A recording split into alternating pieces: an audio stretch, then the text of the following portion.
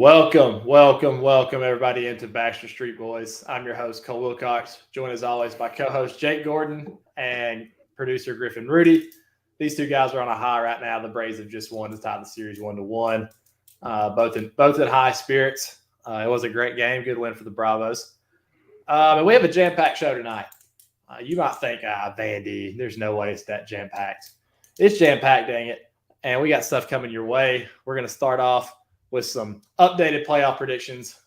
We've all, except for Griffin, who picked the four favorites, we all have picks. Me and Jake have picks that absolutely went down the toilet. So we're going to update those. We have Vandy preview, of course. We have the top 5 most impactful players for the Dogs so far this season. And on the back half, of course, we got picks coming your way. Straight winners, as always, minus Griff. But before we get to the show, we want to tell you about our folks from Turtle Box. You guys know them. You follow them on Instagram. These guys are the truth. It's the best speaker in the game. And I'm not just saying that. I have one myself. I'm not a hypocrite. These things are awesome. We use them in the locker room. They use them clearly outdoors, hunting, fishing, tailgating. They are perfect. They're waterproof. And something I forgot to mention on the last show, you can have 2 of them and pair 2 up to the same phone, put them on both sides of the tailgate. Super loud. Sounds like you're in the stadium. Hook the game up to them.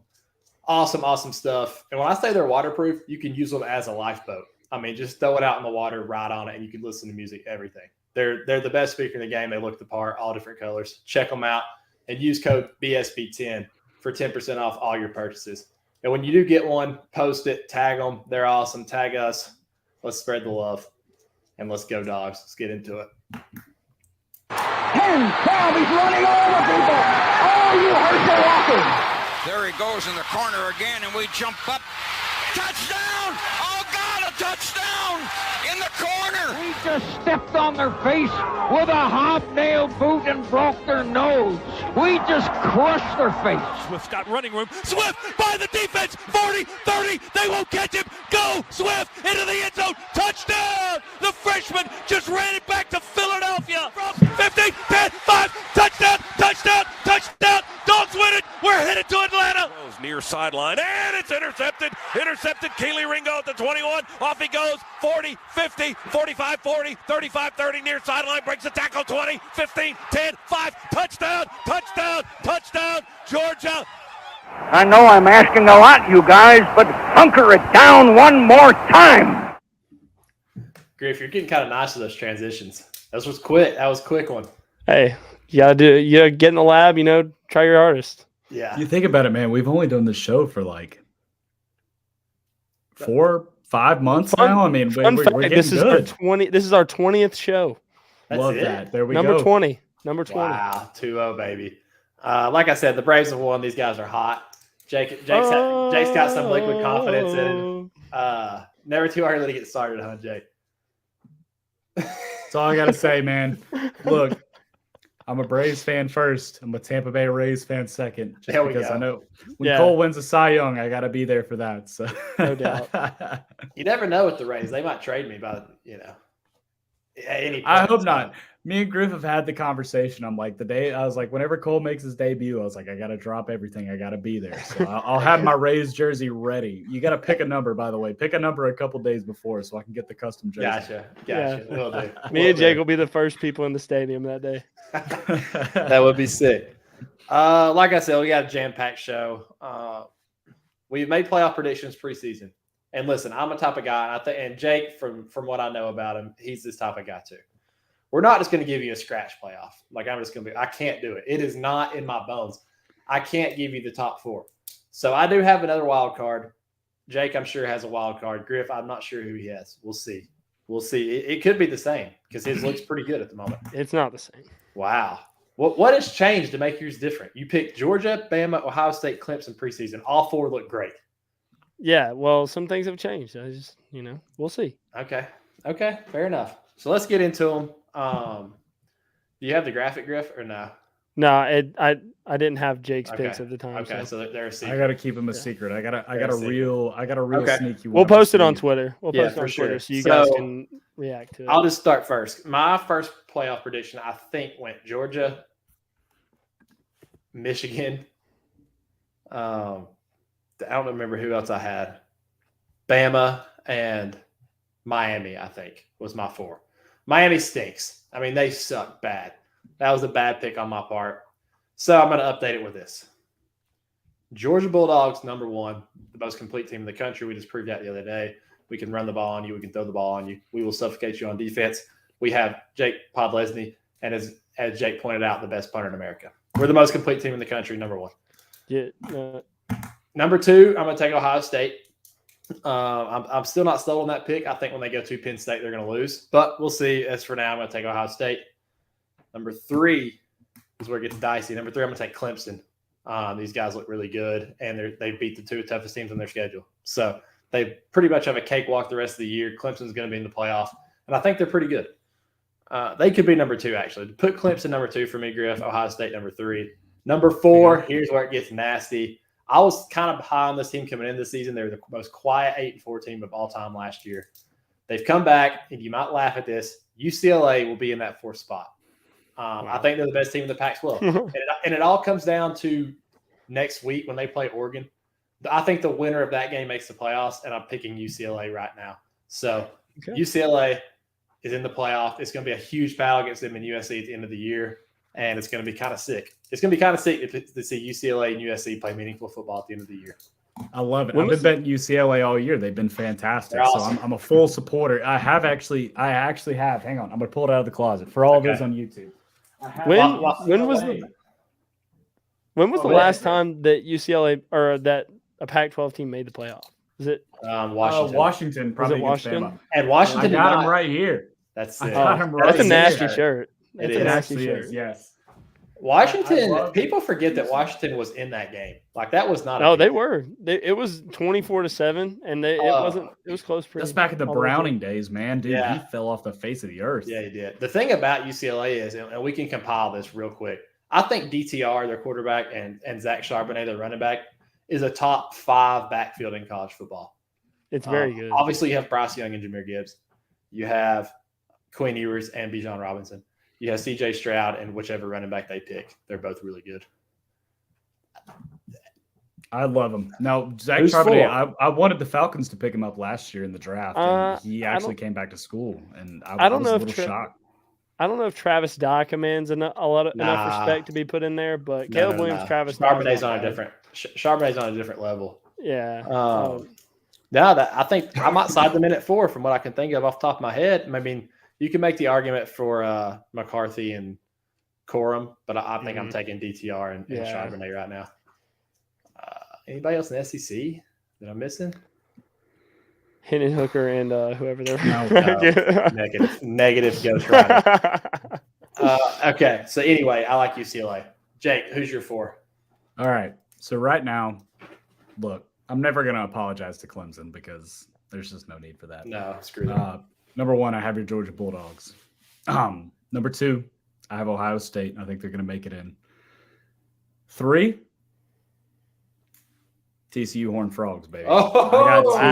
TCU. So here's the thing. So I was very, very, as you all know, anybody that listens to the show knows I was very hedged into NC State preseason, ACC winner to make the playoffs, all that. I had TCU plus 1,200 to win the Big 12, and they're 5-0. And that's big time. They're not going to make they're not going to make the playoffs. but it's fun for the graphic. Come on, man! Like what you want me to go TCU, Ohio State, Clemson, and Bama and Georgia? That's no fun. Right? Give me TCU, baby. TCU. Give me TCU. Quentin Johnson is nasty. He is, He's man. a And beast. Sonny, like top 10 Dykes, pick beast. I faded TCU. I faded him against SMU because I was like Sonny Dykes revenge game SMU. They did not show up for that game. They got a big game this week. They showed up against Kansas. If they beat Oklahoma State, man, I really think TCU has a shot because if they do, yeah. Who else is going to beat them along? That's the same thing with UCLA. It's just Texas. Texas is the only team I think of that's like that's going to be a shootout. That's going to be an awesome game. That would be a fun football game. 100%. And Kansas State's still hanging around there undefeated in the Big 12. So Oh yeah. So we'll see. So yeah, I'll go TCU just for fun. We got to have some fun here. Come on, you don't want to hear 4 guys tell you Bama, Clemson, Ohio State. That's why we have Griffin. Look, that's not my time. It's not my picks anymore. We right? successfully bullied Griff out of taking the top 4 because he had No, no reason at all to change his picks, but he's changed them. I changed them because it's what I think. That's what I thought at the time. I changed it now. Yeah, but I don't understand how you could have changed from that point to this point. Those 4 teams are probably the 4 teams in the playoffs. I'll tell you why. Gun to my head, those are my 4 teams. 100%. Okay. I'll tell you why we get to it. I will, in my last team, I'll take Clemson at 4. I think Bama definitely has a great shot at making the playoffs. Let's be honest. I think they're going to thrash Tennessee this week, especially when you see how much money's on Tennessee, how much hype Tennessee's getting. Yeah. Bama's probably going to win this game by multiple touchdowns, but yeah. I'm banking on them, I guess. I guess in this scenario, I guess I'm banking on them being a one-loss team over not making it over undefeated TCU. Here's the question, though, because you can count undefeated teams the last 5 years on 2 hands. Like, going undefeated in college football is extremely, extremely hard. Even the best teams don't usually do it. So I guess the way I look at it is Bama good enough to go undefeated this year? They are good enough, but will they?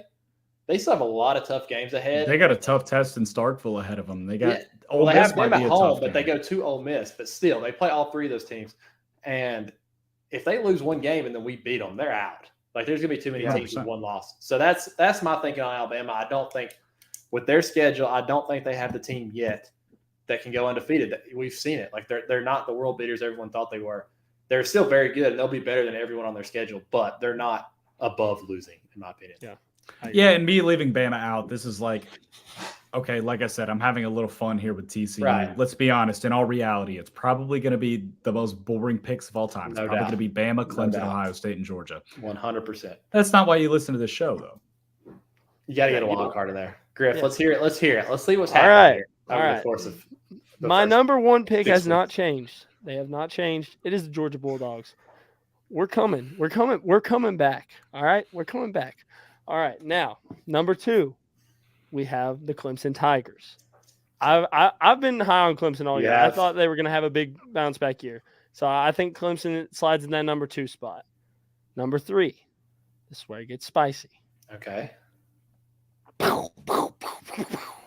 The Cowboys, Oklahoma State, Mike Gundy gets over the hump. And he finds a way in the playoff. I freaking love Oklahoma State. If Oklahoma State makes the playoffs, I would foam at the mouth to fade Mike Gundy in a big game like that. Oh, yeah. That would be the easiest money you could ever make. I want them to get there. All right, so number 3. And then 4, Ohio State. I think they're going to, falter somewhere along the way, and that makes them end up at that 4 spot. Agreed. But I think they'll make it over Michigan. Yep. Michigan, I'm kind of off of. I almost thought about taking them over Ohio State because I think they are pretty good, but I don't. That Penn State matchup this weekend is going to tell me a lot. I think. Yeah, for sure. And I was high on Michigan this year too, and I love their offense, and I still do like their offense a lot. But their defense is, I thought it'd be okay. You replace a lot of guys, but you are Michigan, and you kind of defensive minded anyway. But it's been sketchy. So they can still clear some things up, but they're pretty good. Michigan's on upset alert. No doubt. I was a big fade Penn State guy coming into the season. I had their team total under wins. I had Auburn covering against them. They're pretty good. They might be on a little bit of upset alert this Saturday. They figure out how to run the ball. Nick Singleton is a real deal. Yeah, 100%. He's gonna be the best. He's not Saquon in 2 years. He's not Saquon, but he has a little bit of Saquon in his game. Yes, he's kind of a mix between Sanders and Saquon. 100%. A little better than Sanders, a little less than Saquon. 100%. All right, that's the new playoff predictions. I love it. We got some spice in this. We got 2 Big 12 teams and a Pac-12 team in there. I'll tell you this. I thought about putting Oregon in there. They've been good. Dude, it's a toss-up for me. If Oregon beats UCLA, I just switch to Oregon. I know that might be a cop-out, but it's the winner of that game makes the playoff. This is one of those games this Saturday, though. I wouldn't be shocked if Arizona beat Oregon. I kind of feel like they might sneak up on me. This is one of those classic Pac-12 just dumb games that Arizona. Bo Nix never does that. They played Oregon last week. He would never do that. Yeah, no, he would never do that. They played Oregon last week. Did they not? Yeah, they did. They did. Okay, no. Arizona plays Washington this week. That's correct. Yeah, no, that's actually my over. I should probably get that together. Sorry, folks. Break one. Good win tonight. Chop it up. Yeah, Oregon. Bo Nix would never not show up to a game they should win. He No freaking chance. lit Arizona up last week. I would hope so. That was my Arizona over. State. All right, here we go. Vanderbilt preview. This is what the people want to hear. We're going to give it to you. Vanderbilt preview. The Vanderbilt Commodores, we always try to start off with a little bit of hate. Vanderbilt should be kicked out of the SEC. Like, they suck. Everybody's all about baseball. The only reason Vanderbilt's good at baseball is because they have more scholarships than everyone else in the country. It's bull crap. They act like they don't. They act like there's some on different level. They have some different culture, some bull crap. They don't. They just have more scholarships than everybody in the world. They can make money. They can print money. All they have to do is just kind of get you there, get you in, give you this scholarship. You have an extended right big toe. Here's $25,000. You have your right arm weighs more than your left arm. That's a disability. Here's another 15. Like, it's just, they can do what they want. That's why they get any player in the world. But we still beat them 2 out of 3. My only series I ever played against them. So, anyway, Vanderbilt sucks.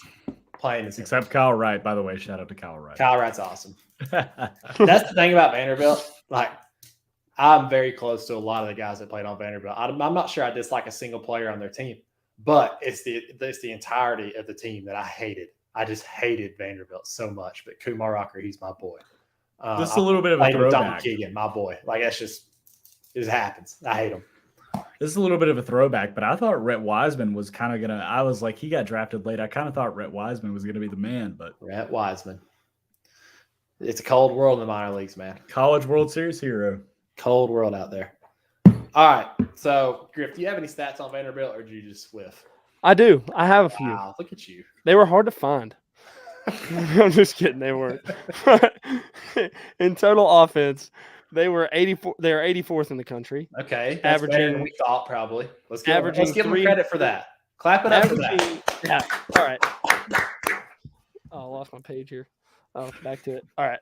They're averaging 379.8 yards per game, 33.2 points per game.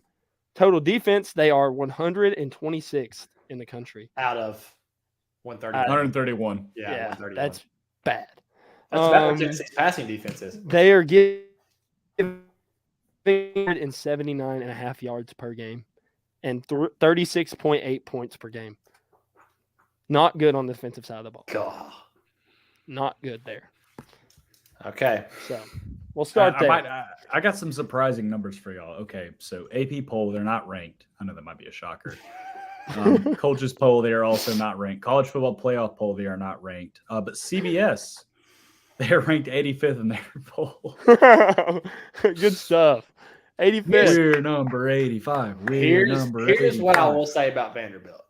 And hats off to them, because they were winning the game against Ole Miss at halftime. That's a win. That is a moral victory for Vanderbilt. They packed it up at halftime and went home. Like that. That was the game. They did it. They beat Ole Miss in the first half. They cashed the money line. Congrats to all you who bet that. I know there was a ton of you. But they had an awesome opening game against Hawaii. Beat the crap out of them. It looked like a huge win at the time. Little do we know Hawaii, like I could go to the local high school, get 11 guys, and we would go beat the crap out of Hawaii. That's how bad they are. They're bad. But they did hit their win total, which Jake, 2.5 wins, baby. Preseason 2.5 wins. Big pick for Jake right there. I wrote it. It was awesome. I was pulling hard for him. I never thought I'd be so locked into a Vanderbilt Northern Illinois game. They were losing at half of that game, too. They were getting kind of clapped. They were getting their asses kicked when they come out second half. And honestly, I think that's the last game. I mean, maybe Missouri, but Missouri looked pretty good against Georgia. But they played well against Florida, too. Yeah, I mean, they had Florida beat, really. Yeah, so that's what I'll say about Vanderbilt. Let's talk more about the Dogs. Let's just focus on the Dogs here. Obviously, there's some injuries I saw today where you shouldn't expect much of AD. No Jalen Carter, probably no Smile. Who's the other one that's hurt? Kendall Milton's out, obviously. Yeah, those 4 guys you're probably not going to see, and I think that's a good thing. Yeah, rest up. The bye week, and then we have the cocktail party. 100%. We want all hands on deck for the cocktail party. Yeah, we got to blow those guys out. You look at the calendar today. Today's October 12th. Y'all probably see this on the 13th. We play in Florida, literally the last day of October. I mean, just let those guys rest, man. Yeah. All right, look, if we can't beat Vanderbilt at home, we got way deeper problems than those guys being injured. So That's all I got to say. Rest those guys up. You got a whole week off. Get them back in practice. Let's get everybody healthy, get everybody right. And then we got a tough Florida game, and that's when the real schedule starts. We talked about that on Monday. Mississippi State, Tennessee, Florida. That's when you really got to grind, and this is the time to get everybody nice and rested. Spin zone. I do not want those guys to be hurt, obviously. But them being hurt has allowed some guys to really step up and really get better and get a lot. I don't disagree at all. You think about with Jalen Carter out, how good Zion Logue's been, how good the whole defensive line really has been, but Walther's been good. TID's been good. Bear Alexander has really stepped up. When Kendall went down, we saw the Dejon Edwards and Branson Robinson show. Those two guys put on a clinic of how to run the football. With AD down, we've seen some different guys step up. We've seen a little bit more Don Blaylock, which has been awesome. We've seen Rosamie Jack Saint make some big plays. And who's the last guy that was out? I can only name 3 for some reason. Keep talking, I'll figure it out.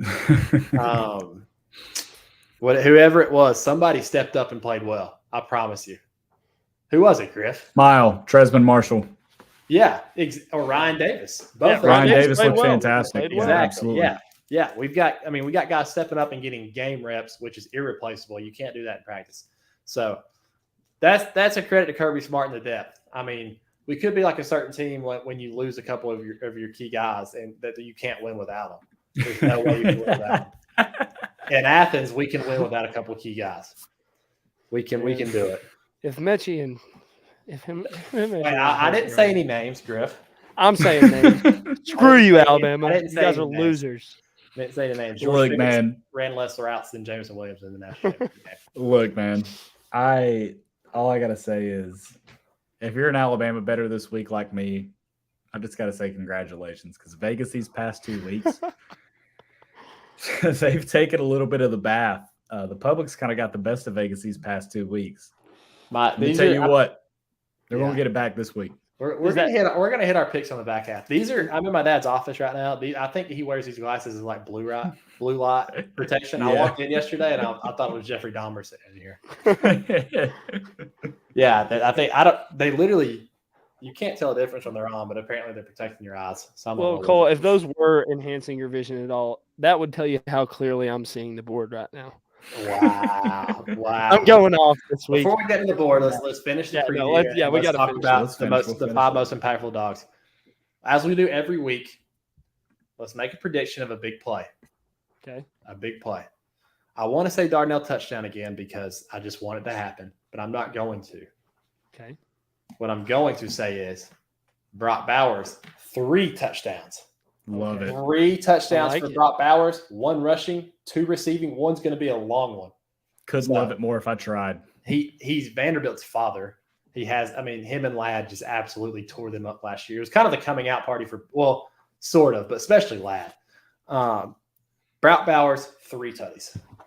I like it. You know what? Last week on this podcast, if you listen to this podcast, you have just been infused with knowledge, because I called Auburn a get right game for the offense. Talk about running the ball, getting everything right, making sure the offense looks good. That's exactly what happened. Now, this ain't a get right game. This is a tune-up game. And you know what I love in a tune-up game? I love a non-offensive touchdown. I'm calling my shot again on this one. I love a Malachi Starks non-offensive touchdown. That's what I got. Okay. Talk to Malachi too. Here's what I'll say. If my prediction comes true, I'll wear these glasses for the rest of the time on the show. We're at 20 right now. When we're filming freaking 220, I'll be wearing these glasses if Brock Bowers scores 3 touchdowns. Griff. All right. My prediction is kind of along the lines of yours, Cole. 2 of those could contribute to this. But Stet, 5 tutties on Saturday. Ooh. I'm not going to specify which ones are passing, which ones are rushing. But is he about to get back in the Heisman race, Griff? Oh, yeah. He's about to light these boys. Here's the thing about everybody thinks that Heisman race is dead, which is fine. He's a game away from it. He wasn't going to be in the Heisman race contention after the stretch of games we've just played. They've been terrible. He got on the map with Oregon. That's what he needed to do. He had a good game against Carolina. That's what he needed to do. First month, being 2 marquee games. Nobody remembers the middle of the year. You remember the beginning of the year and the end of the year. And at the end of the year is when we play all our good games. If he torches Florida, torches Tennessee, torches Mississippi State, and torches Kentucky, this man's going to be hoisting that trophy. And he will. Stetson Bennett is about to go off on Vanderbilt. He's about to torch these boys up, and he's going to score 5 tutties. All right. Awesome. I have no more to say about Vanderbilt. Do you guys have anything to say? I do want to mention their quarterback dilemma here. You know, they got that Mike Wright guy who started at the beginning of the year. And who looked awesome. Who looked great. He looked cool. Yeah. And he scored some rushing. He scored 4 rushing touchdowns in the games he played, which was pretty insane for a QB. I feel like that's a lot.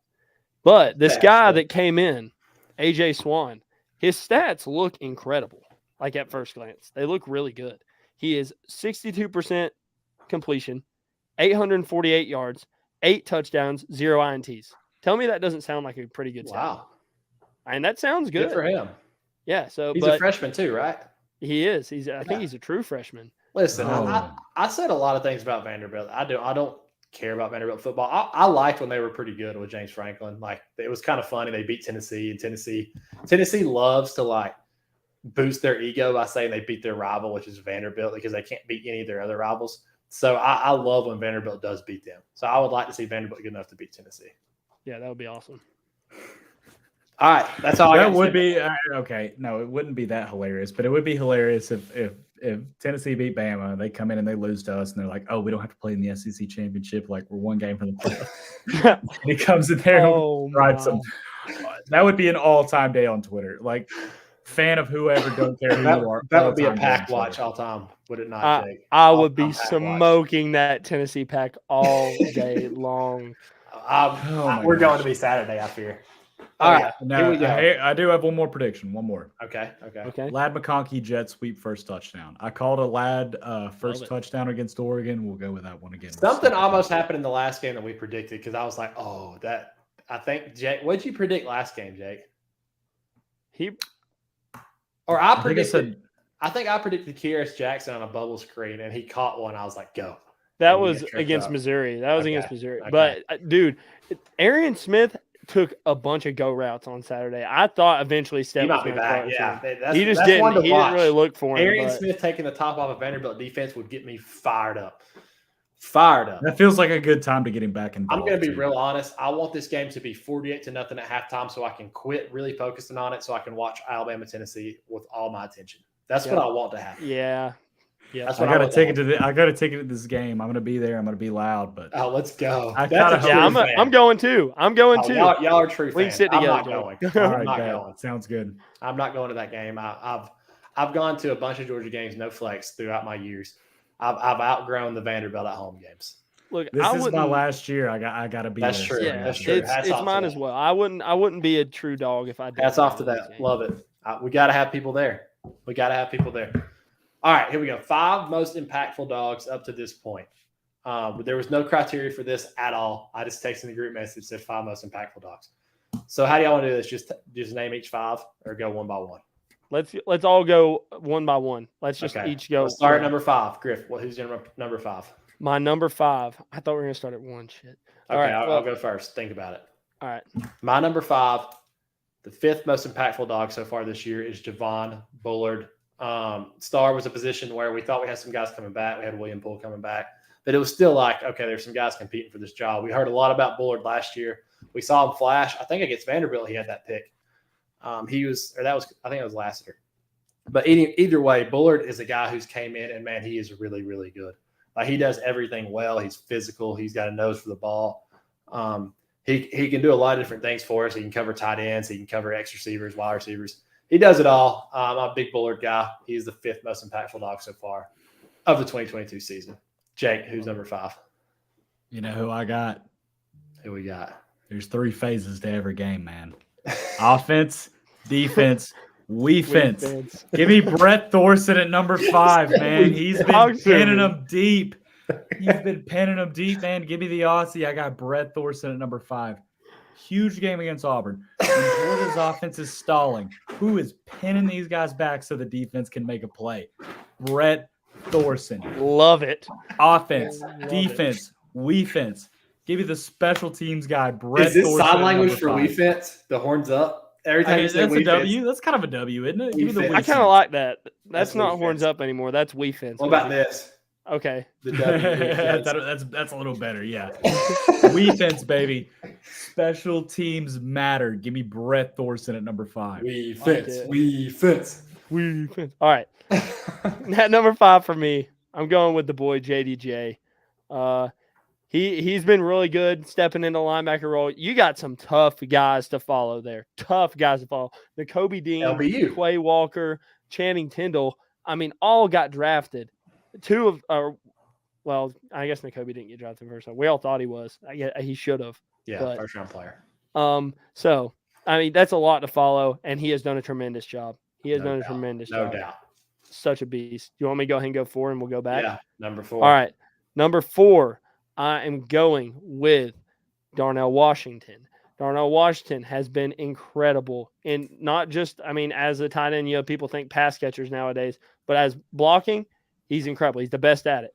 There's no one better in the country at doing what he does, and he lights a fire under everybody's butt. He's a silent leader for our offense. And I don't know if y'all have noticed, but he is now being mocked in first rounds, like unanimously, as he should be. People are saying. Yeah. Jake, number 4. Number 4, I'm gonna go Zion Logue. This is somebody who doesn't get a lot of recognition, man, but he's always in there getting his hands dirty. He's always in there stuffing the run. And in a year and a half, we're going to be talking about this kid as a legit NFL prospect. I love Zion Logue. He has been playing so well. Big fan of his game. He is the dirty work guy. This was, not to this level, obviously. This is Devontae Wyatt next to Jordan Davis, though. He's next to Jalen Carter, and he's in there. He's making plays happen. He's in there busting up the run. He's eating up blocks. And you know what? It's not sexy in the box score, but he is making things happen. Yep, no doubt about it. And without Jalen Carter going down, we probably don't see as much as we do of him. So there are benefits to everything, and we have so much depth. It's nice to see it showcased. Exactly. My number 4 is probably our favorite player unanimously on this podcast. The true freshman from Jefferson High School. What's his number, Griff? 24. Number 24, Malachi Starks. This guy is a baller. He does everything right. He's a future first-round pick. He's our very own Tyrann Mathieu. He's second on the team with 25 tackles, which is insane out of the position that he plays. That's insane. He can literally play like 7 different positions on the field. He's awesome. He's going to be an absolute dude.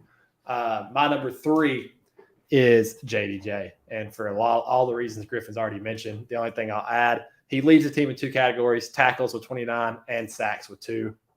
He saves so many big plays from happening. It's unbelievable. The way he's just come in as a first-year starter and just his instincts are just next level. Some people, you just put them in pads, like I said on the previous shows. You just put them in pads and put them on a football field, and they're at home. Like they just know what's going on. It comes easy to them. It's like a nerd being put in a math class. It's like a swimmer being thrown in the water. You put this guy on the football field, he knows exactly what he's doing. JDJ is the man. All right, so number 3, I do have the man himself, Malachi Starks. So in a year and a half, I had to hold that one back a little bit. I had a little bit of a hot take. I'm going to hold that one back. In a year and a half, we're going to be talking about this man in the same conversations as Tyrann Mathieu, maybe. Mm-hmm. I don't know. That might be a little ambitious. But, we're looking at some of the great safeties of the past couple of years, the Buda Bakers out of Washington, the Javon Hollands actually, I love that comparison. Javon Holland out of Oregon, all over the defense, Swiss Army knife, just the guy that completely makes your defense tick.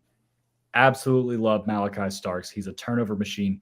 He's a ball hawk. Should have had another interception by Auburn, by the way. That overturned. That would have been 3 already. In 6 I won't games. stand for that, by the way. We were all at the game, and I didn't see the replay, and I don't care to see the replay. He caught that interception. That was an interception. I got Malachi at 3. You need that one guy who's always at the ball. He just has a nose for the football. I got Malachi. Clamps, man. Clamps. Come on, Malachi. Griff. Love him. Numero tres. I will take Mr. Brock Bowers. At 3. Listen, I've got my reasons for 1 and 2. All right. Wow. I love Brock Bowers. I love Brock Bowers. Okay. He's the best tight end in the country, possibly the best player in the country. And anytime we need something going in our offense, he makes something happen, and that's who you go to. He's our first option, and there is no another team in the country that can say that about their tight end. And so that's why he's one of my most impactful. Well, maybe Notre Dame. Yeah, I guess so. That's just because they have a lack of weapons, though. That's not because they don't have anything else. They're just spamming him. And then number 2, spamming him, who I would consider to be the heart of our defense this year, Chris Smith. Oh. He is a dude. He's probably the best safety in the country, in my opinion. I think he at the end of the year he's going to be getting first round talk, and he deserves it because this dude plays his butt off, and he's a veteran. He leads the defense, and I love him. I love him. Nice. See, this is great. This is great because your guy at 2 was probably almost my guy at 5. He's probably 6 for me was Chris Smith. Number 2, I got Jamon, Dumas, Johnson. He is so instinctive. He is like the next Nakobe Dean, except he's bigger. He's faster. You've seen him against Missouri when this team was down. He was on the sidelines getting in everybody's face, firing these guys up, saying, hey, let's get up. Like, this is time. This is the time where we win. Like, we're not losers. We're not losing this game. And I love this kid, man. I think he is the next coming of Roquan. He might be a little better than Roquan, man. Whoa. I love Jamon Dumas Johnson. I love Jamon Dumas Johnson. I got him at number 2. He does everything. He can cover. He's got sacks. He's got tackles for a loss. He can stop the run. He's sideline to sideline. And you know what? He's only going to get better. If he's better than Roquan, there's 2 guys. There's 2 guys. As a Georgia fan, there's 2 guys who I will never compare someone to unless they freaking earn it. And that is Todd Gurley and that is Roquan Smith. No, that's facts. Those 2 guys are in a different category. But here's what I will say. JDJ is better as a sophomore than Roquan was as a sophomore. Fair enough. That's a fair point. We're talking about a true sophomore. We're talking about a guy who is only going to improve. And I'm trusting him to take that step. And you know what? Like I said, the way you talk about a defense last year. This was the best defense in college football. Coming out absolutely dominant everybody. Lost a lot of guys. You say, and we were all talking about this on before the season started. We're saying, who's going to step up? Who's going to be the guy? Who's going to be our Nakobe? Who is going to be our next guy to lead this defense? And you know what? JDJ has been that guy. And he's got another year. I really adore this kid. I love Jamon Dumas Johnson. Number 2 for me, easily. Love it. All right. My 2 and 1. What is so special about these 2 picks is come into the year, like Georgia has the best tight end room of all time. We have the greatest tight ends ever. And we do. But the fact that they've lived up to it at this point is what's awesome to me. Like they have not backed down from it at all. So much hype. And they've been probably better than we could even expect. Like Darnell Washington at number 2 has been awesome. And everybody's been calling for more Darnell for as long as I can remember. You're getting him. And you're getting a lot of him. Not only does he block, not only is he telling the coaches to run the dang ball right behind me, he's out there making plays. He's jumping. He's shitting guys in the face. He's jumping over dudes. He's awesome. Darnell Washington. Number 1, listen, you guys have your own list. But I'm just telling y'all that Brock Bowers is the most impactful player on our team by far. He's the most impactful player in the country for what he does. I promise you every defense that we play will know where Brock Bowers is at all times. When he goes in motion, 2 guys go with him. This is a dude that you cannot let beat you, and he still does every single game. He is the best player in the country, pound for pound. This guy is the most impactful player Georgia's had in a long, probably since Roquan Smith. Single player that's impacted a game as much as anyone since Roquan in 2017. I like that take. Cole, we had the same one. Let me be boring. It should be. Let's be honest. No offense, Chris. When offensive coordinators, any offensive coordinator, any defensive coordinator, when you lay there in bed at night, all you can think about is 19. All you can think about is 19. There's nobody else. No matter who Georgia's got, you could take Patrick Mahomes. All right, let me not take it that far. I was going to say, you could take whoever you want, plug it into this offense. All you can think about is 19. And that's the man. There's a very good reason.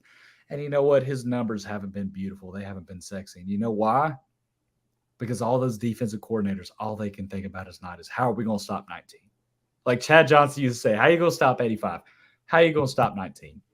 That is what you got to do when you play Georgia. If you want a prayer of competing, if you want to have a chance, you got to stop 19. Yep. And you know what? You can't stop 19. You can't stop 19. You never will be able to. It's not possible. And you know what?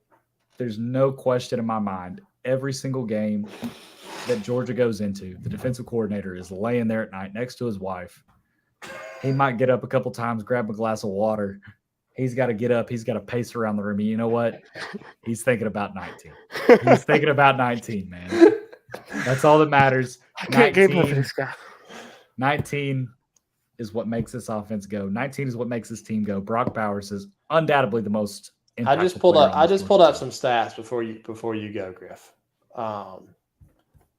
In the last 3 games that we played, Brock Bowers went, and this is the biggest games, SEC championship, semifinals, and championship.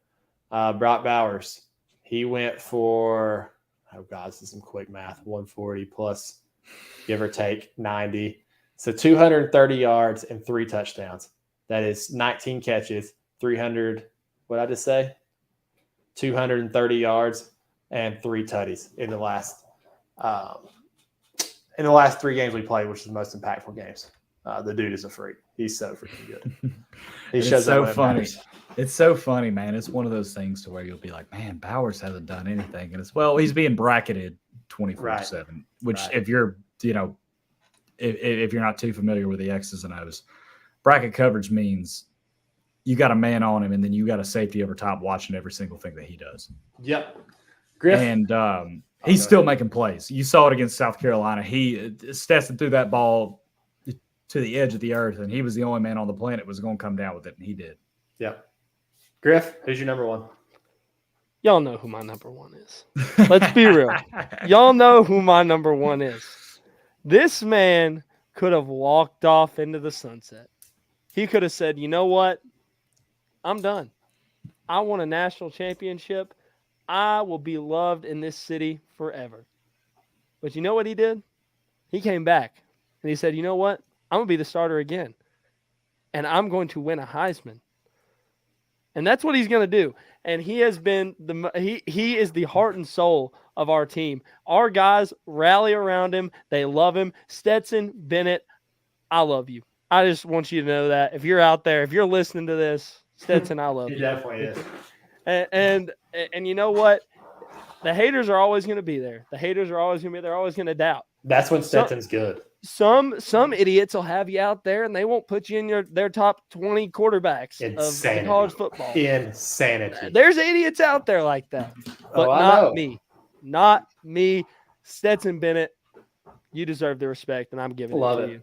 Love it. That's the 5 most impactful dogs of the year.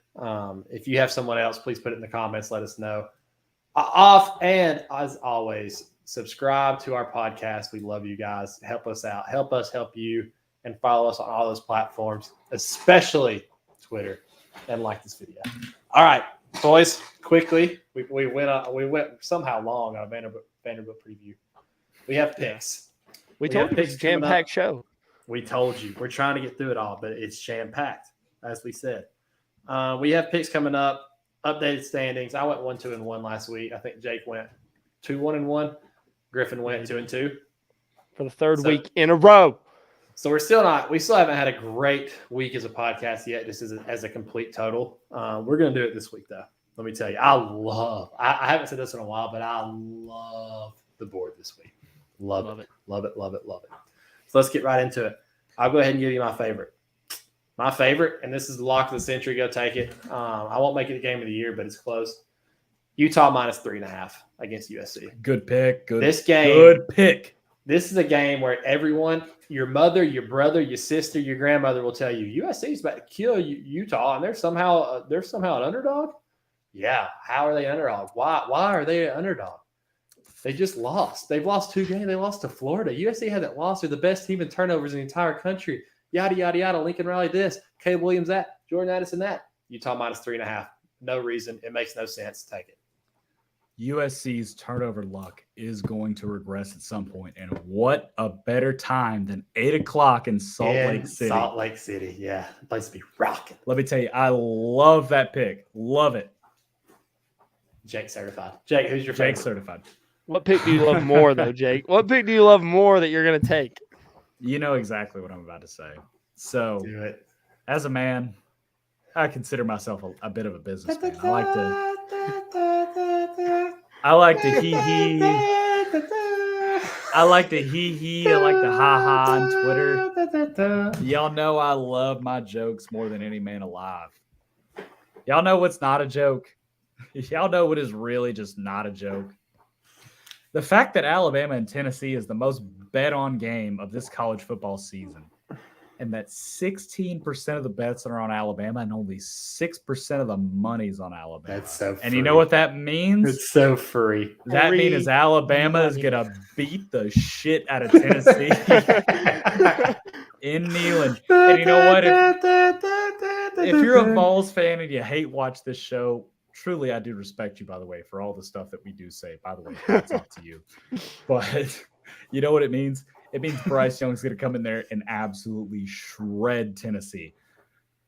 Tennessee is getting so much money. Vegas has lost to the public these past 2 weeks. They're going to make it all back on this game. Alabama is going to go in there and whip the shit out of Tennessee. I got Alabama -7. It will not be even close to that. Alabama will win by 3 touchdowns. Now, let me just go right off that by saying, Rocky Top, you'll always be at the bottom of the SEC. Good old Rocky Flop. Let me tell you, I'm taking Alabama -7 as my favorite as well. I love it too much not to do it. Double dip. It is easy. All right. Listen, I know last week I failed y'all. I failed y'all with the LSU pick. They beat themselves into oblivion. But not this week.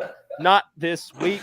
Game of the year is about to derail, and I can't wait to be on Twitter all night listening to Vol fans cry.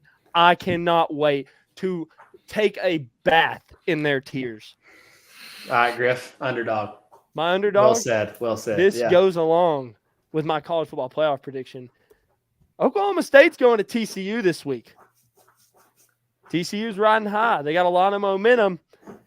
Give me the Cowboys. This is where they get their big win. They've kind of flown under the radar this year. They were a really good team last year. They've thrown under the radar, and this year, and they're coming out. They're going to win this game. They're +3.5. I'm taking it. Boom. Jake, underdog. I just realized I don't have an underdog. Go for it. You got it. I'll figure it out.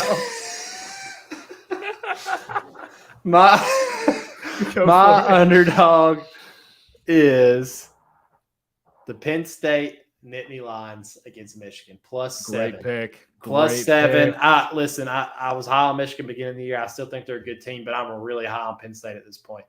They have a quarterback who's been there since your kids were in middle school.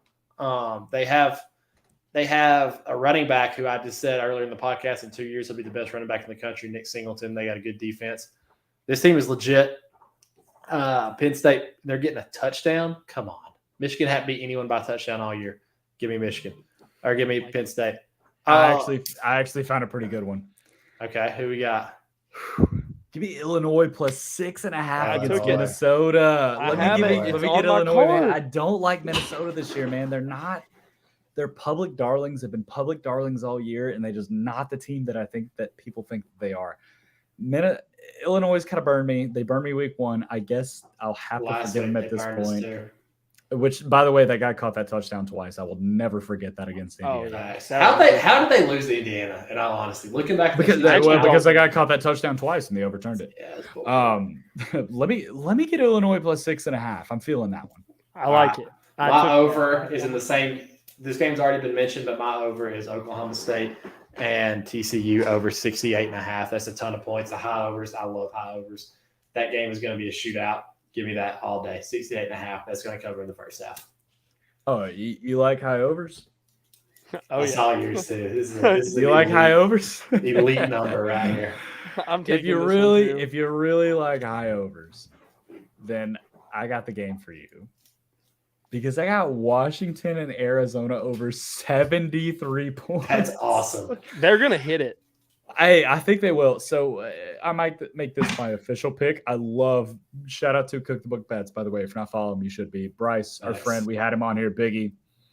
Arizona, Washington over 16.5 points first quarter. Both of these teams can really score. We've seen Washington struggle against UCLA. These are teams that don't have fantastic defenses, but can really run their offenses. I like this number. I'll make it first quarter over 16.5. Yeah. Okay. Love it. And I'll probably still take 73 full games. So don't feel too bad about it. Griff, give us your last two. All right. My last two are going to be, this is a Thursday night one. Thursday night over. West Virginia, Baylor over 54.5. I'm not big on. I think West Virginia can score some points. I think Baylor like low key scores points, and I think West Virginia's defense is bad enough to let them score points.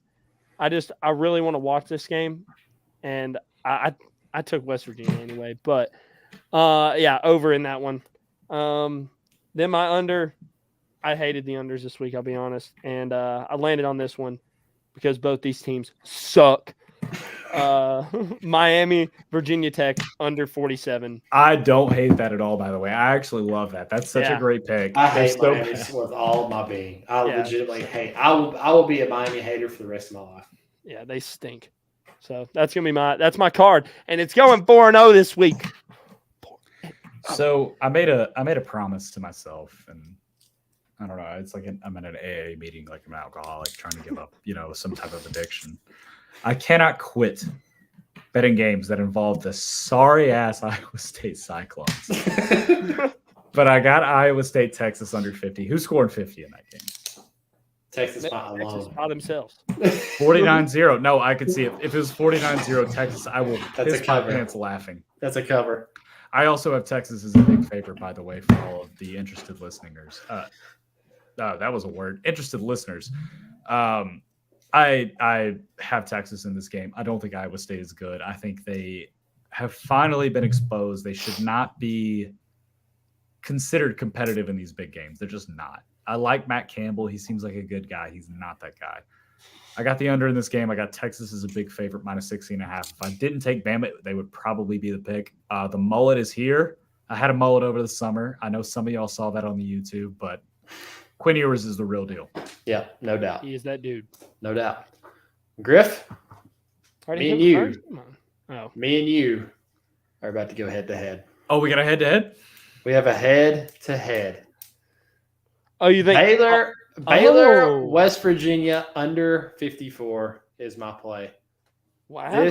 This game, to me, it's at West Virginia, which makes it even perfect. Baylor's defense is going to travel. They're not going to score. West Virginia has a good front.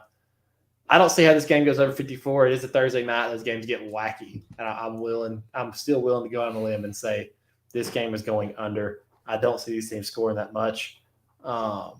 And it's a good head-to-head. It's always nice to have a head-to-head on the podcast. Yeah, that's fun. Love it. Why not fade the guy the last head-to-head was crazy. All right, well, the last head-to-head was crazy. The last head-to-head was. I'm gonna give you a chance to get a game on me right here as your superior, and I'm gonna give myself a chance to put you away. So that's just how we're gonna be. I'm rolling at you right now. All right, folks, that was a good show. Griff, how do you feel about Georgia Tech, like Wake Forest, or maybe like Virginia Tech? How do you feel about those games? How do I feel about them? Yeah. What do you mean? I mean, you're gonna have to watch one of them if you keep. Oh, dude, screw you! I'm going off. I'm gonna freaking make. I'm not coming in last place. Speaking of Georgia Tech, we missed where they were from again. We can't get this right. Sorry. Yeah, that was actually they're actually in Druid Hills. I didn't mean to say Roswell. Yeah. There you go. Okay. That's sorry. Right. Georgia Tech is located in Druid Hills. It doesn't represent Atlanta. All right, folks. That's our show today. We ran a little long, but we had a good time. One of our best shows, I will say, I think, personally. That was one fun. of our best shows. It was a fun one. It was a fun show. You guys are the best. Go Dogs. We got a beatdown coming up this week. We have basketball coverage coming next week. Tell all your friends Tell all your friends. There's an open practice. If you're listening today, it's today. Griff, you need to go. Jake, you need to go. Open practice tomorrow. Tell us how the boys look. Wait, is that actually tomorrow? I thought it was on Saturday or something for some reason. Saturday. Yeah, I don't know why I thought that, but maybe I looked at it wrong. But there's no way it's Saturday. Surely. It's at 11, right? At a game. Yeah, that would be a good idea. Actually, Saturday's probably the day. Because I thought it said. That's it. Maybe I'm wrong, but either way, I would go with that. Guys, before you go to the game on Saturday and tailgate in Athens, the best place on earth, go to our friends at turtleboxaudio.com. Use code BSB10 to get 10% off of all products, but you need speakers. And if you get one, you need two because they pair together. So you guys are the best. Big BSB shout out to you guys.